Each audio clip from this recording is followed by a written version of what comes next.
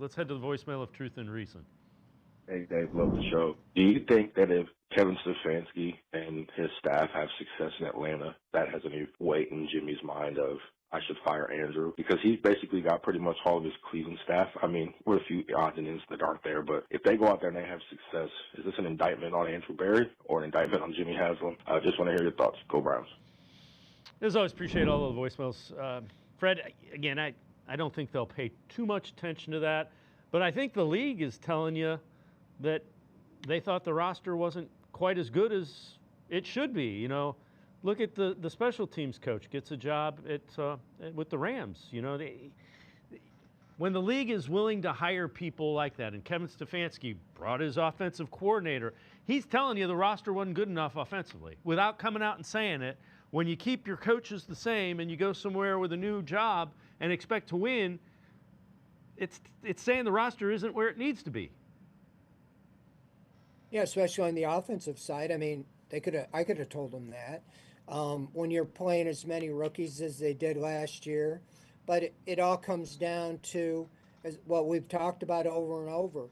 You know, the wide receivers weren't up to snuff. The offensive line needs to be replaced.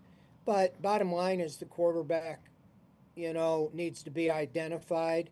I really go back to Todd Monken. I think that he told them things that they wanted to hear on what he can do with Shedeur Sanders. But, yeah, I don't think they're going to look in the rearview mirror. The Falcons are coming to Cleveland next year with Stefanski, but for the most part, you don't really pay attention, to what's going on to teams on the other side because, out of sight, out of mind.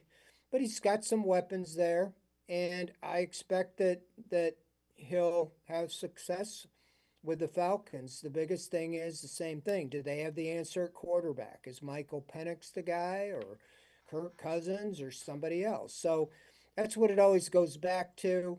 And, as Monken said, if you have the quarterback and you have the pieces, they can make the coaches look pretty good. So I'm not too worried. I mean, to me, that had to have been the thinking for the Falcons to be so excited to hire Stefanski so quick.